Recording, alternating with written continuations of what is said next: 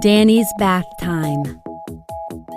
Little dinos get pretty grubby as they play. That's why we take a bath at the end of every day. Now it's time for mine, says Danny, much to his delight. Cold water, and then the hot, until it feels just right. When the bathtub is full of water, he takes off his clothes, he turns the taps off, and dips his dino toes.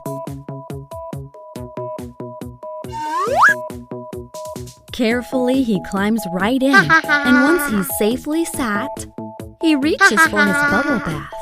I'll need a squirt of that.